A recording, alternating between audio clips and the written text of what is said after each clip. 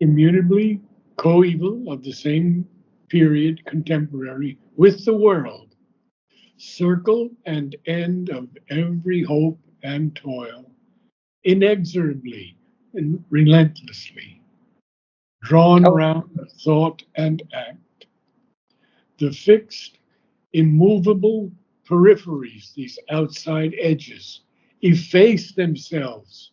They erased themselves. They obliterated themselves. How did they do it? Beneath the incarnate's tread. And the incarnate is the divine, the one mm, embodied in flesh. got you. We're getting to see all that's happening here. And these peripheries that seemed to be fixed and immovable have Hmm. now effaced themselves, wiped themselves out beneath the incarnate's tread. So important. Yes. Okay. The The, dire, the dire villain and the bottomless crypt between which life and thought forever move, forbidden still to cross the dim, dread bounds. The guardian darknesses, mute and formidable, empowered to circumscribe the winged spirit in the boundaries of mind and ignorance. Protected no more a dual eternity, vanished, rescinding their enormous role, once figure of creation's vain escape. vain Yes, ellipse, vain ellipse. sorry, once figure of creation's vain ellipse, the expanding zero lost its giant curve. This is, of course, not easy for us to understand what's happening here, but we do our best. We see this velamen is like a membranous covering, Oh, like a membrane.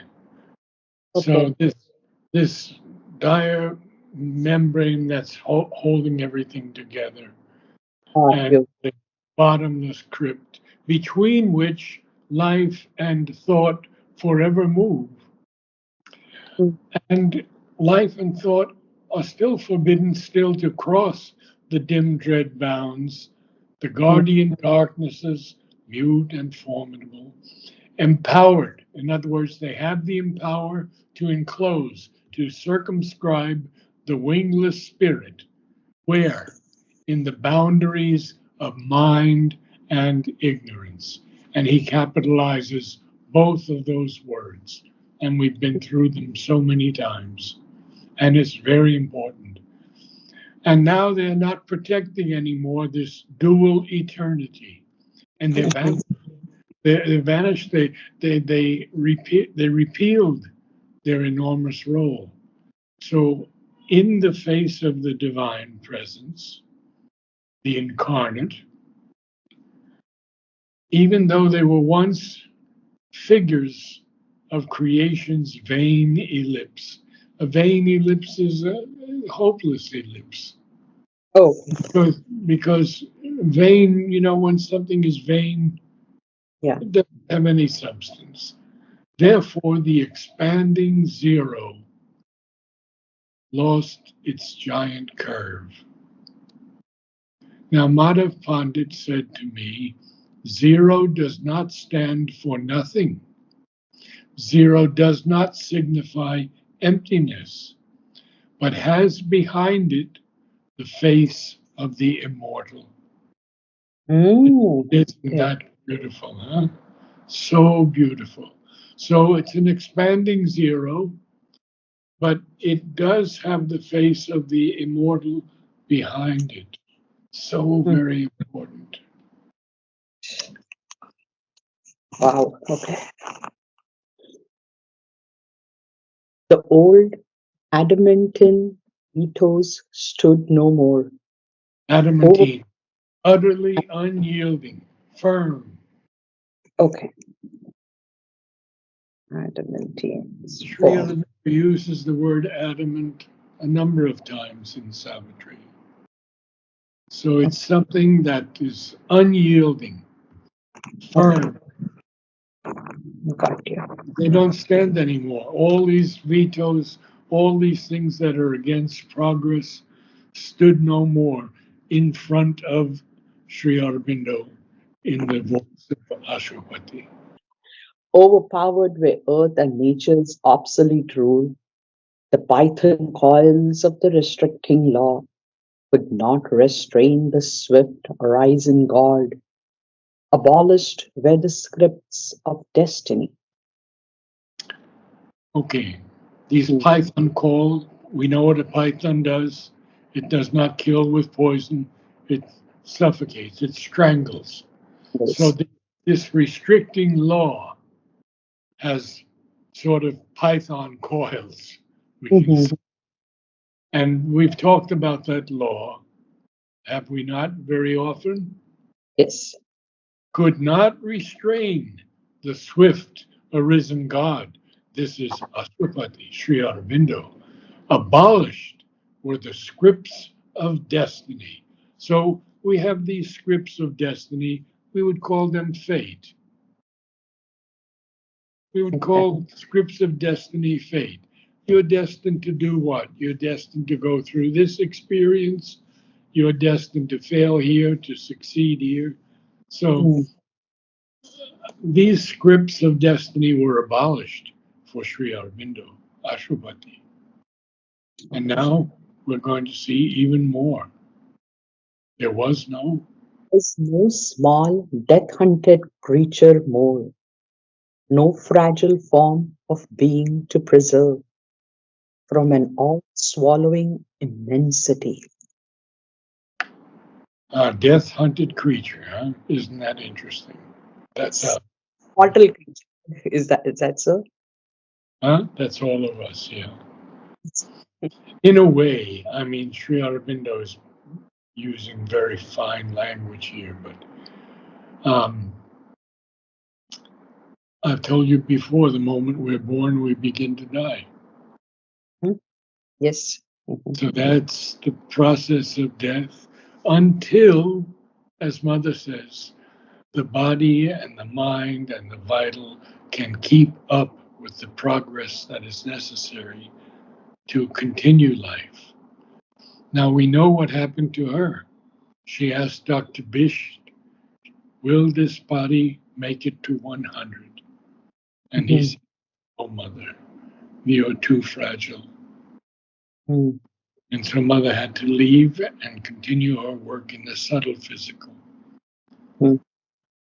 I mean, when I saw her, when she left her body, they had to have a cot that was shaped like that because her back was so curved. Oh. She Mhm. could she could not lie down. Even in the bed, the cot they made for her, it was angled like that. These scripts of destiny were abolished. There wasn't any more this small creature, death hunted. No fragile form of being even to preserve from this all swallowing immensity. And then he's going to tell us more yet. Yeah. More to tell us. The great hammer beats of a pent world heart Pent, burst open, pent up. pent up. Yeah, I didn't because it's one word because he hyphenates it. Okay. If you're But pent, you're like that. You see, pent up, tight, okay. Right. restricted. Okay.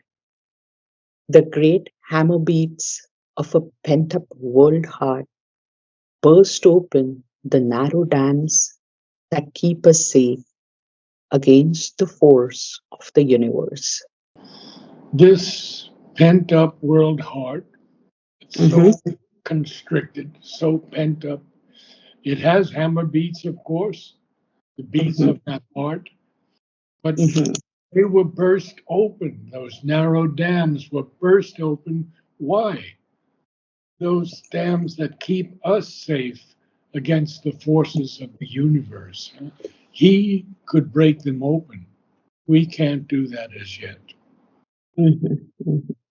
And then the next line, very important. The soul and cosmos faced as equal powers, Remember the D on and. The, and the, the, yeah. the soul and cosmos faced as equal powers. So, what an incredible line. Ashwapati's soul and the cosmos are looking at each other and they have equal powers. That's why, we know that Mother is the creatrix of all the worlds. But but Purusha Ishvara supports her in all of this. It's always that dual thing, you see, that important dual thing. Okay, let's carry on. A boundless being in a measureless time invaded nature with the infinite. He saw, unpathed, unwalled, his titan scope. So now he gives us the answer here, what's happening. So we see that, first of all, this boundless being who is Ashwapati, Mhm, in a measureless time, you cannot measure time, he's beyond the measurement of time, invaded nature with the infinite. Now that's very interesting because nature is a manifestation of the divine, mhm, but in the in its descent, it becomes less and less potent. And mhm, so ignorance comes into nature. mhm, And here he invaded nature. Invaded, yeah. When you invade, you know what that is. You invade a country. Invaded nature with the infinite. mhm, And what else happens then? Well, then he sees unpathed, unwalled. So there's no path, no wall, his Titan scope. Now, this is no reference to Titan, capital mhm, T. mhm. It just means something of Vast. tremendous strength, Okay. something gigantic, Mhm. immense. Okay. We can go a little more. Sure. All was uncovered to his sealless eye. There's a period. Yes, everything is uncovered because there are no seals on his eye anymore. You see, that is a very interesting thing because it's the eye of the divine that sees everything. It's a sealless eye. Mhm. We have to blink. We have to close our eyes in sleep, in concentration. This eye is sealless, and so everything is uncovered to it. A secret nature stripped of her defense, once in a dreaded half-light formidable, overtaken in her mighty privacy, lay Privacy. Privacy privacy, is the privacy. British. Okay. Overtaken in her mighty privacy, lay bare to the burning splendor of his will. Ah, wow. So, this secret nature, even capital N nature, stripped of her defense, because nature has many defenses. Um, Mhm, you can't go in the forest or you'll be attacked by animals. You can't go in a swamp or you go into quicksand. So nature has many defenses. And at one time, she was formidable in this dreaded half light.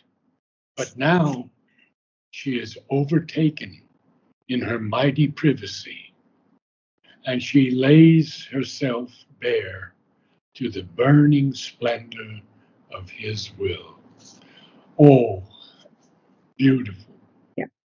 As with the sound of thunder and of seas, vast barriers crashed around the huge escape, immutably coeval with the world, circle and end of every hope and toil, inexorably drawn around thought and act, the fixed immovable peripheries effaced themselves beneath the incarnate's tread.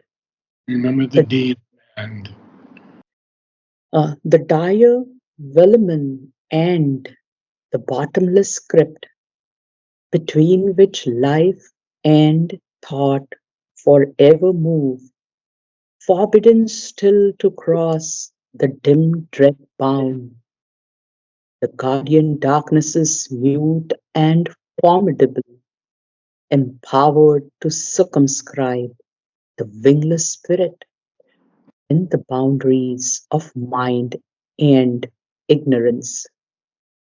not Protect more and not and and and ignorance. and ignorance, Yes, good. protecting no more a dual eternity, vanished, rescinding in vanished, rescinding the enormous role. Vanished, rescinding their enormous role. See, they vanished. They're not protecting anything anymore, this dual eternity. Therefore, they vanished and they gave up, repealed their enormous role. Got you. Good. Vanished, rescinding the enormous role. Yes. Figure of creation's vain ellipse, the expanding zero lost its giant curve. The old adamantine vetoes stood no more. Adamantine. The old adamantine vetoes stood no more. Overpowered were earth and nature's obsolete rule. The python coils of the restricting law could not restrain the swift arisen God. Above Arisen. Arisen. arisen could not restrain the swift arisen God. Abolished were the scripts of destiny. There was no small death-hunted creature more, no fragile form of being to preserve from an all-swallowing immensity. The great hammer beats of a pent-up world heart burst open the narrow dams that keep us safe against the force of the universe, Forces excess of the universe. The soul and cosmos and face the the soul and cosmos. and cosmos Cos- faced cosmos. cosmos. Okay, Cosmos. Accent cos being the first syllable. Cosmos. Not cosmos. Cosmos. cosmos. Okay, I have to be so tough because you're doing well, but I yes, have to yes, watch carefully. absolutely, yeah, yeah. The soul and cosmos faced as equal powers, a boundless being in a measureless time invaded nature with the infinite. He saw unpathed, unwalled his titan scope. All was uncovered to to his sealless eye. A secret nature stripped off her defense, once in a dreaded half-light formidable, overtaken in her mighty privacy, lay bare to the burning splendor of his will. Splendor. Splendor. Okay. Not but Splendor. So, Splendor. Shilpa, Shilpa, what I'm seeing now and what I'm hearing is that your pronunciation is getting better. There are difficult words, no doubt, but I don't feel that you have the connection yet with the flow of the lines. And we'll have to work on that in the future. We may have to Mhm. go over the same lines again and again to have that understanding, but we'll do it. Sure. Good. Yeah, Wonderful. whenever word becomes a little, I mean, when I'm uttering it for the first time, my focus sort of goes there. And Exactly. I, Exactly. But when you read slower, you read more correctly. Mhm. And Yeah. what I do, Narad sir, is, next time maybe I'll read the passage before we meet and underline those words and do a little bit of a homework myself. Excellent idea. Excellent. Sure, Okay. I have to go sure, now. sure. Well, thank you. Thanks a lot. Have a good weekend. Yeah. Thank you.